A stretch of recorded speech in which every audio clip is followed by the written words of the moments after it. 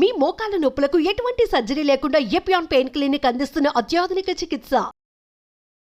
నమస్తే, welcome to Suman TV. ప్రస్తుతం మనతో పాటు ఉన్న డాక్టర్ చేతన్. సో హెల్త్ గురించి మరికొన్ని అప్డేట్స్ సార్ అడిగి తెలుసుకుందాం. నమస్తే సార్. నమస్తే మేడం. సార్, రాగులు, సో ఇది అందరికీ తెలుసు, మనం దానివల్ల ఎన్ని బెనిఫిట్స్ ఉన్నాయి అనేది.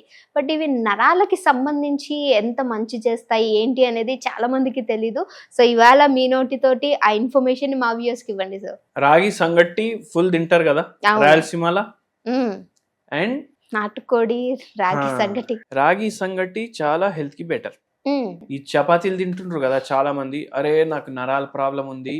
ఇప్పుడు ఒక పేషెంట్ మన దగ్గర వచ్చిండ్రు, ఏమంటున్నారు అంటే పాదాలు ఉంటాయి కదా, అరికాళ్ళు చీమలు కరిచినట్టు అవుతుంది. ఆయన పడుకున్నప్పుడు, కూర్చున్నప్పుడు కూడా తిమ్మిర్లు ఉన్నాయి, నడిచేటప్పుడు మళ్ళీ ఏదో కరుస్తున్నట్టు అవుతుంది. ఈ ఫింగర్ టిప్స్ ఉంటాయి కదా, దీంట్లో తిమ్మిర్లు ఉన్నాయి.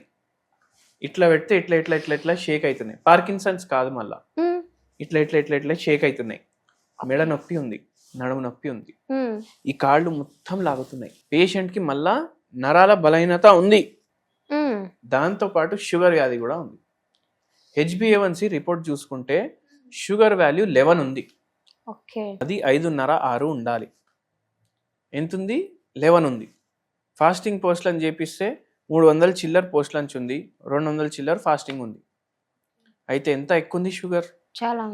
ఆ షుగర్ వల్ల ఆయన పోస్చర్ వల్ల ఆయనకు లంబార్ రీజన్లో ప్రాబ్లమ్స్ వచ్చినాయి, డీజనరేటివ్ చేంజెస్ వచ్చినాయి, మెడలో డీజనరేటివ్ చేంజెస్ వచ్చినాయి, మళ్ళీ పెరిఫరల్ న్యూరోపతి వచ్చింది. అంటే ఏంది? షుగర్ దెబ్బకి నరాలు దెబ్బపడ్డాయి.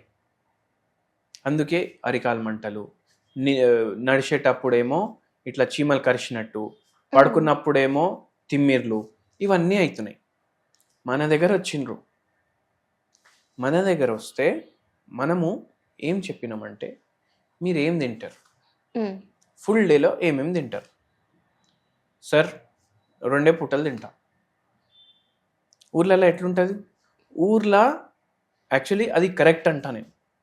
ఎందుకు? 2 పూటలు తింటారు. 11 o'clock బ్రేక్ఫాస్ట్ చేస్తారు, 6:30-7 డిన్నర్ చేస్తారు.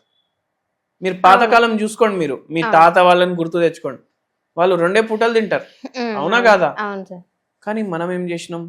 అరే అమెరికాలో 3 పూటలు తింటారు, బ్రేక్ఫాస్ట్ చేస్తారు, లంచ్ చేస్తారు, డిన్నర్ చేస్తారు. మనం కూడా అట్లనే చేద్దాం. వాళ్ళది అడాప్ట్ చేసుకున్నాం. బ్రేక్ఫాస్ట్ ఫుల్ తింటున్నాం, కడుపు నిండా తింటున్నాం, లంచ్ ఏమో కడుపు నిండా తింటున్నాం, డిన్నర్ కూడా కడుపు నిండా తింటున్నాం. అట్లనే ఇంకో తప్పు ఏం చేస్తున్నామంటే, రైస్ తింటామా? రైస్ ఏం చేస్తామంటే, ఇప్పుడు మన ఇంట్లో సోనా మసూరి రైస్ వస్తుంది, లేదంటే HMT రైస్ వస్తుంది. దీని గ్లైసిమిక్ ఇండెక్స్ ఎక్కువ ఉంటుంది. దీంట్లో సింపుల్ కార్బోహైడ్రేట్లు ఎక్కువ ఉంటాయి. ఎందుకంటే ఇది న్యాచురల్ రైస్ కాదు, ఇది హైబ్రిడ్ రైస్. మళ్ళీ దాని మీద ఏంటంటే ప్రాసెస్డ్ రైస్, అంటే ఫుడ్ ప్రాసెసింగ్ చేస్తారు, దాని మీద ఉన్న పొట్టు తీస్తారు, దాన్ని మంచిగా పాలిష్ చేస్తారు, అది షైన్ రావాలి, టేస్ట్ రావాలి అన్నట్టు చేస్తారు. అయితే ఏమవుతుందంటే, ఉన్న ఫైబర్ తీసేసినాం అండ్ హైబ్రిడ్ చేసేసినాం. జనరేషన్స్, ఆ పంట జనరేషన్స్ టు జనరేషన్స్ అది చేంజ్ అవుతూనే ఉంటుంది. అట్లా సైంటిఫికలీ మాడిఫై చేసినాం దాన్ని, టేస్ట్ మంచిగా ఉండాలని. దాంట్లో దాని గ్లైసిమిక్ ఇండెక్స్ పెరిగిపోయింది. ఇప్పుడు పాతకాలంలో కూడా రైస్ తింటుండే, రాగి సంగటి ఇది కూడా తింటుండే, జొన్న రొట్టెలు కూడా తింటుండే, కానీ రైస్ మెయిన్గా ఉండే. ఎక్కువ కూడా తినేవారు సార్ అప్పట్లో వాళ్ళు. కానీ అప్పుడు రైస్ ప్రిమిటివ్ రైస్ ఉండే. ప్రిమిటివ్ రైస్ అంటే ఇంత మాడిఫికేషన్ లేకుండే, ఓన్లీ పొట్టు ఒక్కటి తీసేవాళ్ళు.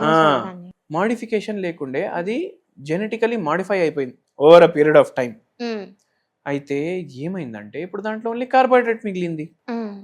ఇప్పుడు కూడా వాళ్ళ తాతలు ఏం తింటుండే, ఆయన అదే తింటున్నా అనేసి తింటారు. నాటుకోడి రాగి సంగటి కాదు మీరు అన్నారు కదా, మీరేం చేయండి అంటే, పొద్దుగల రైస్ తింటుండ్రా, పొద్దుమికి మీరేం చేయండి అంటే, ఒకరోజు రాగి సంగటి, ఒకరోజు రాగులతోటి ఉప్మా, ఒకరోజు రాగులతోటి దోశ, 3 రోజులు అయిపోయినాయా? అట్లనే మళ్ళీ రిపీట్ చేయండి. మీకు పులుసుతోటి ఇష్టం ఉందంటే పులుసుతోటి, మీకు పప్పుతోటి ఇష్టం ఉంటే పప్పుతోటి, మీకు సాంబార్ తోటి ఇష్టం ఉంటే సాంబార్ తోటి. దోశ సాంబార్ తోటి తినండి, చట్నీతోటి తినండి, రాగులది. సంగటి ఏమో కర్రీతో తినండి, పులుసు కర్రీ ఏదన్నా చేసుకోండి. కానీ మనం మైండ్లో ఏం పెట్టుకోవాలంటే కర్రీ చేసేటప్పుడు, సాంబార్ చేసుకునేటప్పుడు, లేదంటే ఏమైనా చట్నీ చేసేటప్పుడు దాంట్లో నూనె ఎక్కువ వాడద్దు. అర్థమైంది కదా మీకు? అర్థమైంది. అండ్ రాగుల్లో బెనిఫిట్ ఏముంటుంది, ఇప్పుడు ఒక పేషెంట్ కూడా ఇట్లనే ఇచ్చినాం, ఈ పేషెంట్కి కూడా ఇదే చెప్పినాం. నైట్ టైం రాగులతో చేసిన వస్తువులు తినండి, పొద్దుగాల మీరు రైస్ తినండి.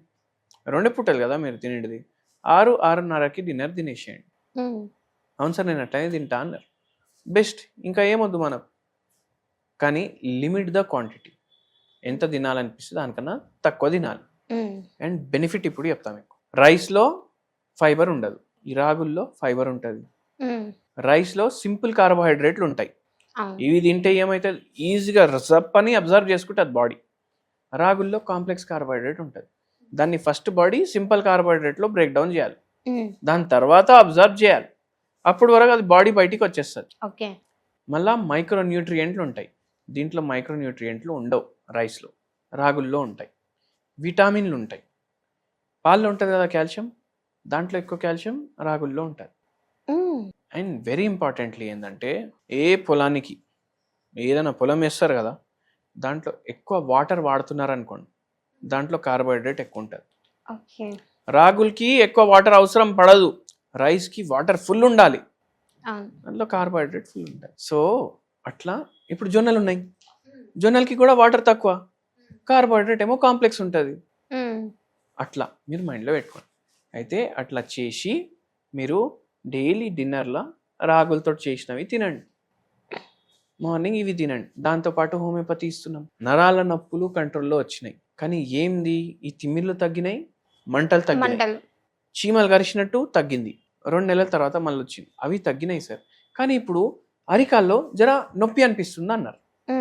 ఇప్పుడు నొప్పి ఎందుకు వస్తుంది, నరాలేమో దెబ్బపడ్డాయి కదా, ఇప్పుడు నరాలు రిపేర్ అవుతున్నాయి కదా, నరాలు రిపేర్ అవుతున్నాయి అనేసి ఆయనకు నొప్పి అనిపిస్తుంది. ఇంతకుముందు నొప్పి ఉంటుండే, కానీ ఏమవుతుండే అంటే నరాలు ప్రాబ్లం ఉండే కాబట్టి ఆ నొప్పి ఎంత ఉంది అనేసి ఆయనకు అర్థమైతలేదు. ఇప్పుడు మళ్ళీ అవి పనిచేసి స్టార్ట్ అయినాయి అనేసి ఆ నొప్పులు కూడా స్టార్ట్ అయినాయి.